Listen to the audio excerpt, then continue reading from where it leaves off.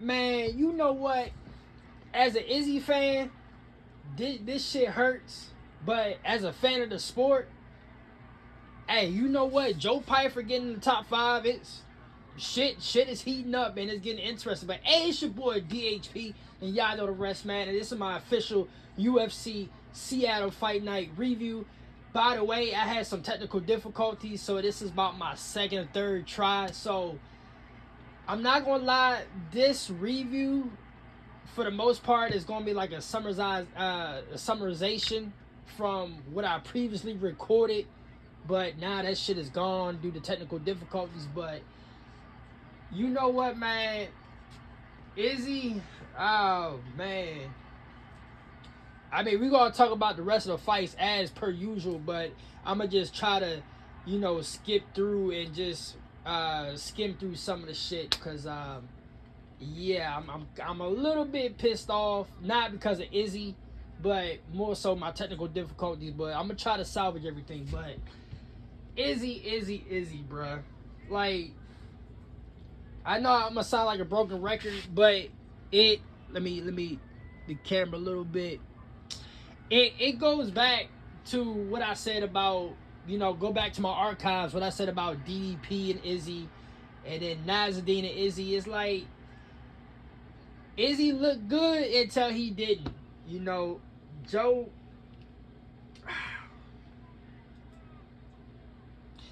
he looked good until he did. That's all I can really say for it. And I just don't understand why that second round. And shout out to Cuzzo Joey. We was texting back and forth in the group chat and shit like that. And he might be on to something, because I feel like I said Izzy, I was sitting in my head, I'm like, why the fuck is he fighting with no IQ? Like, this gotta be his last fight. Like, the way he fighting, it seemed like this is his last fight. Now, I didn't tune in to the post-fight interview, nor did I did the press conference. So after I get through with this review, I'm gonna look at the post-fight stuff to see what he said. But, again, shout out to Cuzzo Joey. He said that it looked like Izzy just lost interest. But because that first round, it was looking so good. Like, yeah, Joe Pyfer, he was throwing some heaters. But, if Izzy could have withstand his power shots, I mean, as I said in the videos leading up into the night, I'm like, Prime Izzy, the way Prime Izzy fought these niggas, bro, Joe Pyfer, he would have dusted Joe Pyfer. Because all he would have did, he was doing exactly how he always did, was stay on the outside. And by the way, this cat right here, boy. But he would have, he's like he did in this fight. He stayed on the outside, kickboxing, leg kicked the shit out of Joe Pyfer. And you can definitely tell them legs, Joe Pyfer legs were getting chewed the fuck up.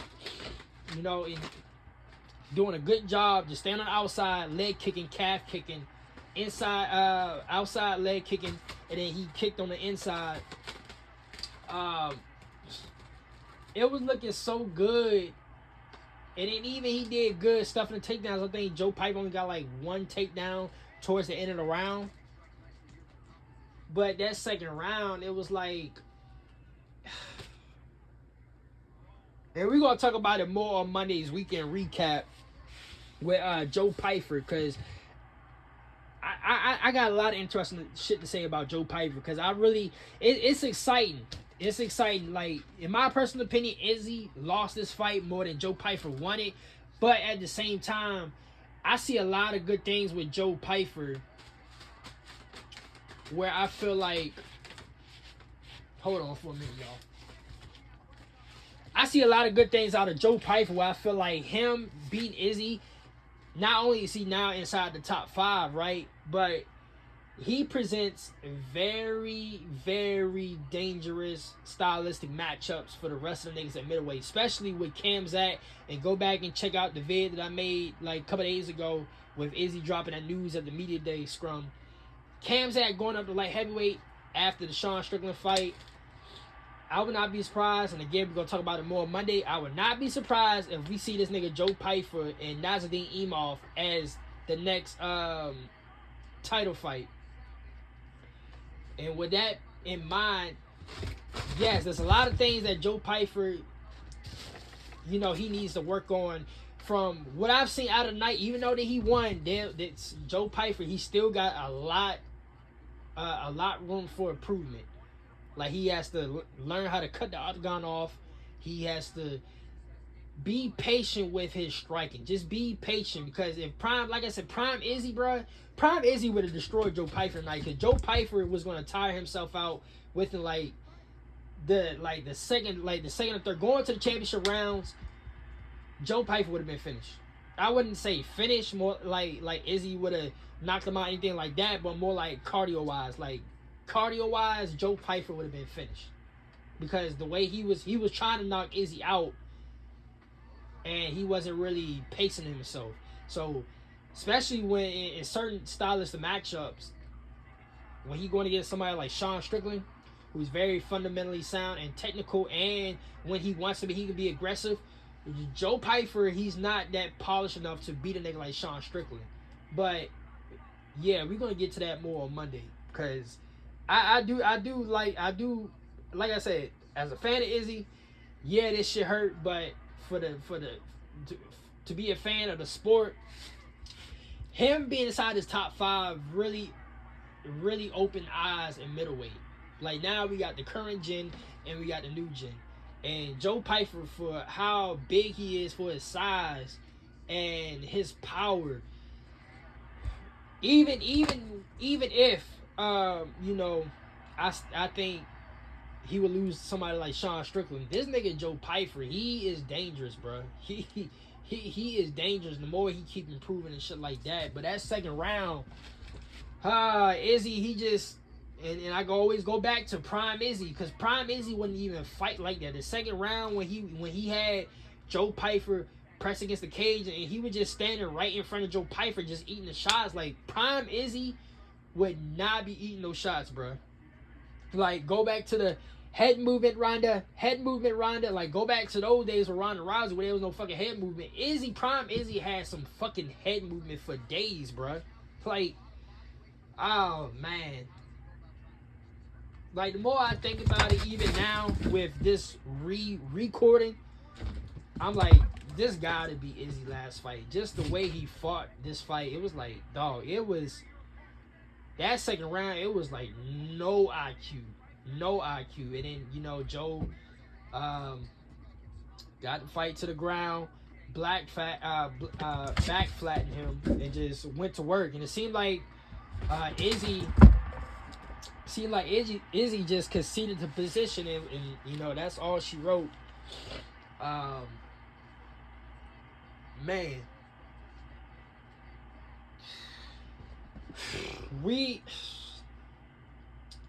this got to be it.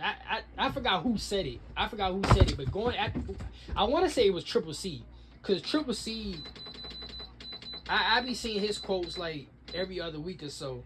So I want to say it was Triple C, but whoever said it, they might be right, bro. Like, where do Izzy go from here? You know what I mean? Like, obviously we're gonna talk about it more on Monday, cause that's the weekend recap, matchmaking video. But like, where do he go from here? Because if now that he's sliding back to because now at this point, with Joe Pyfer being 14th ranked, right? And hold on. With Joe Pyfer being 14th ranked and Izzy being the 4th ranked, Izzy gonna slide down tremendously. I mean tremendously. So where do Izzy go from here?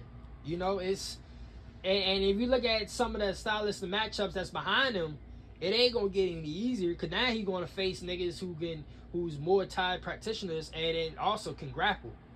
And it's either more tied niggas or niggas that can fucking grapple. You know what I mean? So it's kind of like, Izzy. But shout out to Joe Pyfer though. Joe Pyfer, he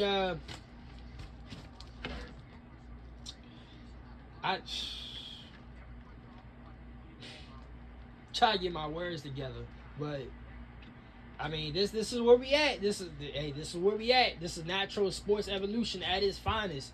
We've seen it with welterweight. I know I said over and over. We've seen it with welterweight. We've seen it with lightweight. Now, tell you the truth, this is it for the last gen of middleweight. This is pretty much it. Because Robert Whittaker been losing, but he's gone up to light heavyweight. Paulo Costa's been losing. I mean, he's bounced back, but he's going up to light heavyweight as well. Izzy is pretty much the last. Well, you still got Jared Cannonier, but Cannonier lost last to MVP, who's a welterweight. So, I mean, all that's left in the top 10 is Jared Cannonier, but I don't even see Cannonier going back for another title run. So, this is it. That last, what I say about welterweight with Marty Usman and them and Kobe Covington. Yeah, this is it. Izzy is like that last guy in that last gen of middleweight. And these niggas gone. The current generation. I mean, current generation been here, but now the new niggas are starting to come up. And by the way, before we get to Alexa and Macy Barber, Joe Pyfer, out of the new gen niggas at middleweight, Joe Pyfer has the most dangerous upside because of what I stated earlier, where his speed and his power, but also he's a grappler, and there's a lot of things where you can see in this fight where Joe need to fix. So going forward, if he corrects the mistakes and the shit that he did in this fight, and he progressed super well, he might be that nigga to dominate middleweight.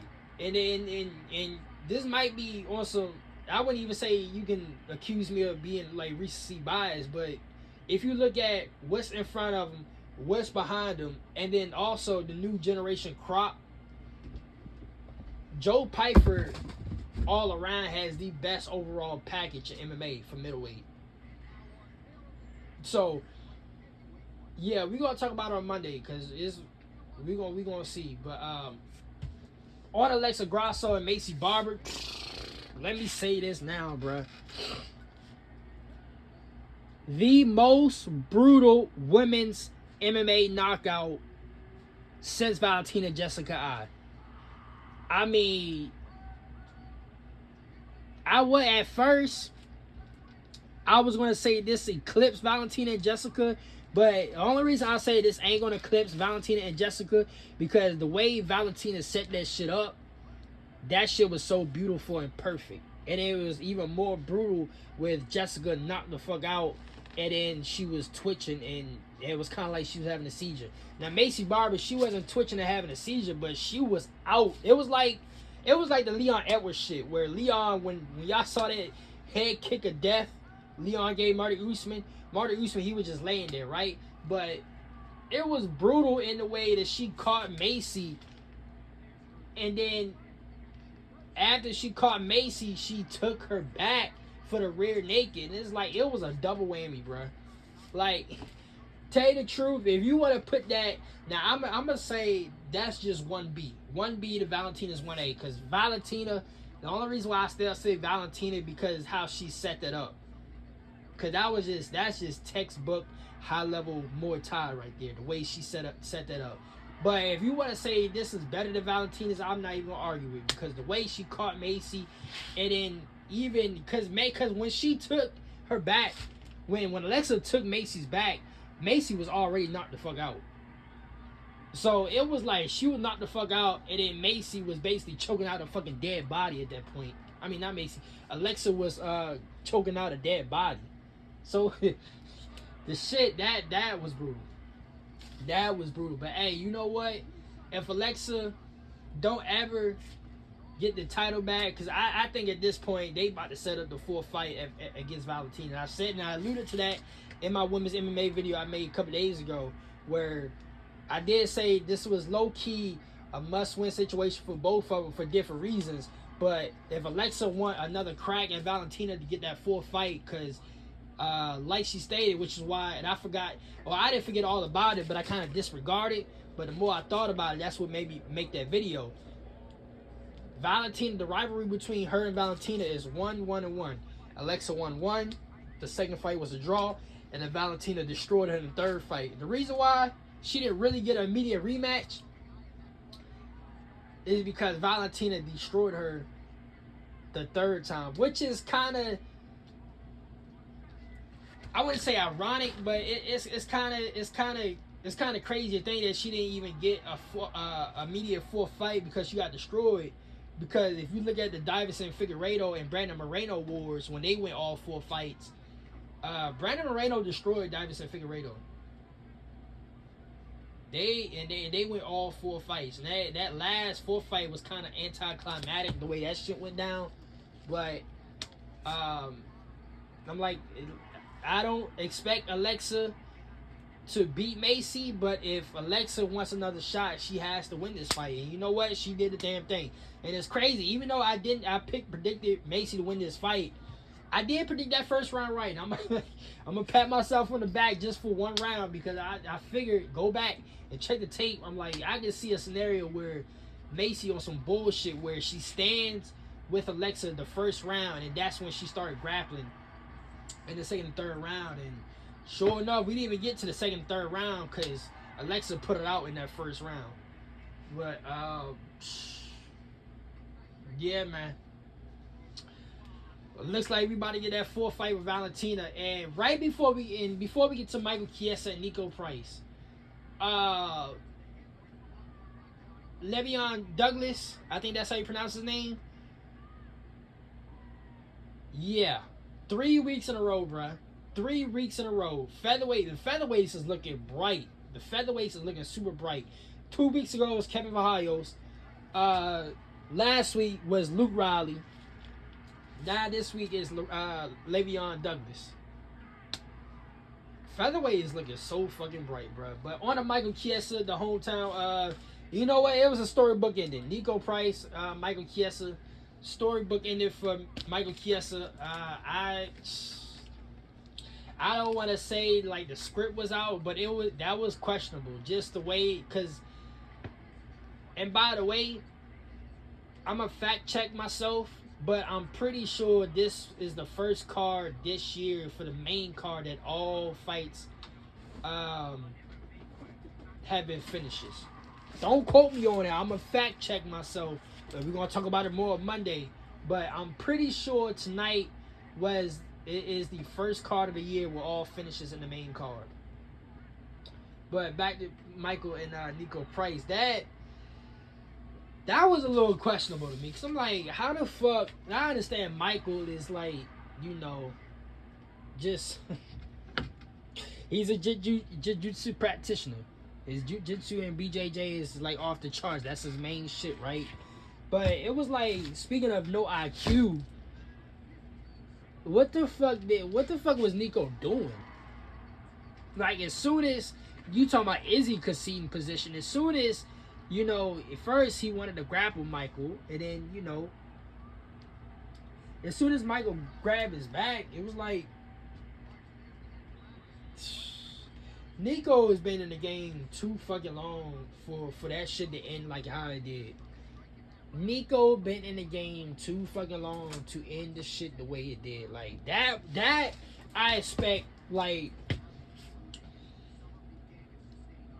not to pick on Joe Pyfer, but I'm using Joe Pyfer as an example because he's this new generation, he's a new generation athlete. That would be like Joe Pyfer going against Islam. Like, I would expect that out of Joe. If Islam was to go up in middleweight, right? Knowing how Islam is, I would expect that out of Joe Pyfer.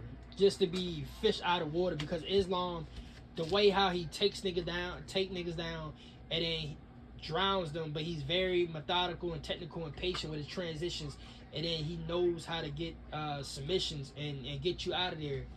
I feel like somebody like Joe Pyfer, who's still green, he will fall for those traps that Islam be setting and make it easier for Islam. Basically how like the Islam and Renato Moicano fight happened. I wouldn't expect that out of somebody like Nico Price. Like, Nico is too much of a veteran to fall to lose like that. You know what I mean? But Michael Chiesa, you know, shout out to Michael Chiesa. He been fighting the UFC since I was in high school. So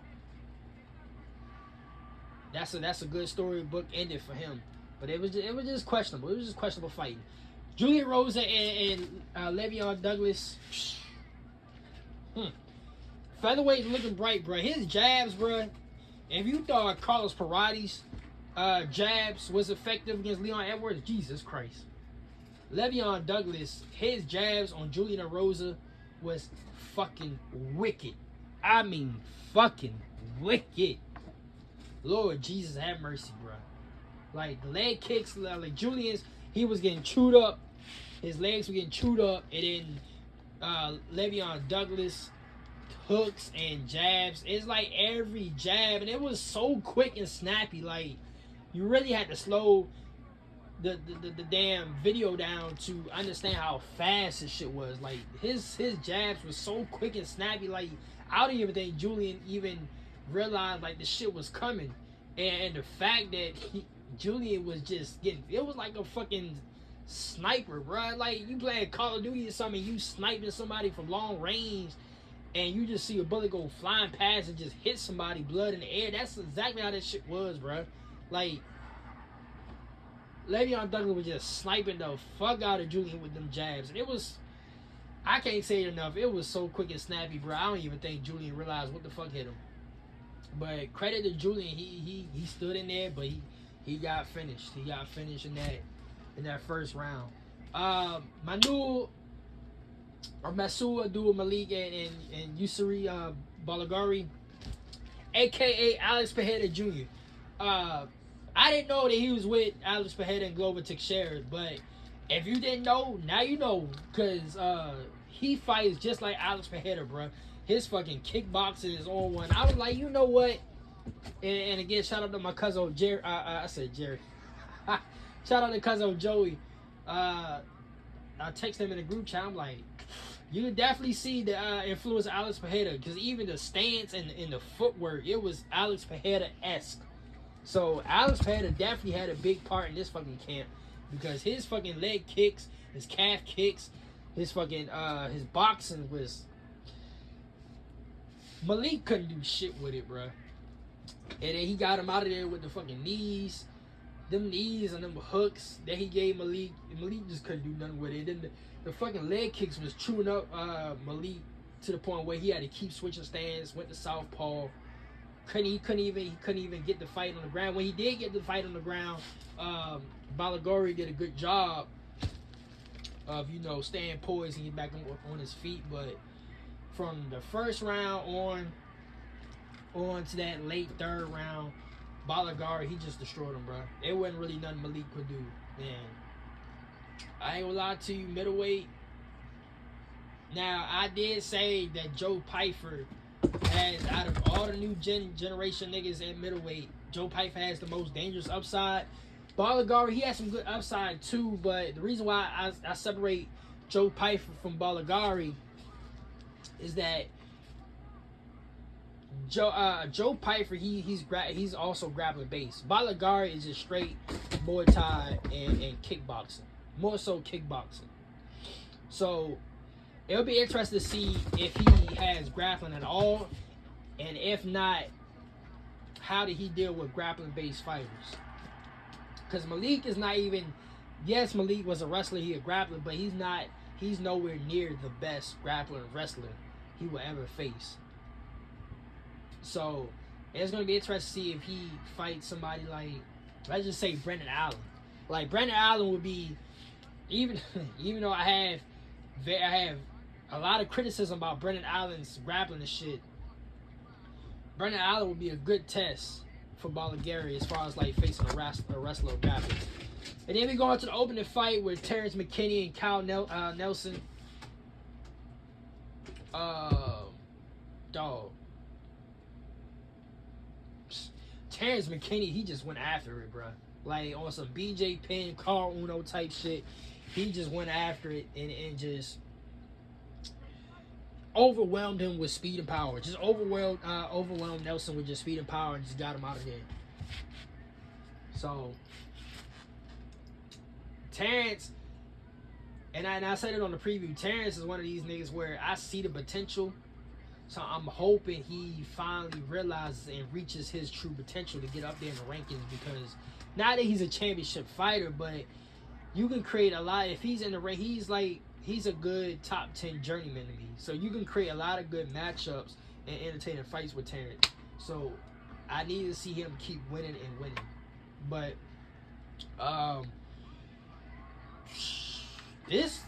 dare I say this was the best fight night that we had this year? Or no recency bias type shit. This gotta been the best fight night of the year so far. Every card, every fight with a finish, and it was very entertaining and very skillful. You got to see actual great boxing, great kickboxing, great Muay Thai, great grappling, brutal knockouts. You got it all with this shit. This might have been better than London. Honestly, I can say this is better than London. This card is better than London. What we had last week, yeah, this is better than London. But yeah, man, that's all I got. Low key kind of mad because I had a lot more shit to say, but yeah, this is the re-recording. This is like my third take, honestly. So I do apologize if it's not the normal review, but yeah, for the next review, I'm definitely I'm gonna get my shit together with this one. But you know what? That concludes the UFC Seattle Fight Night review. Until my next video on Monday for weekend's recap, because we're gonna talk about the PFL too. Because I gotta watch that fight, my boy Brian Battle and Johnny Evelyn. So until my video Monday, I'll holler y'all niggas later, man.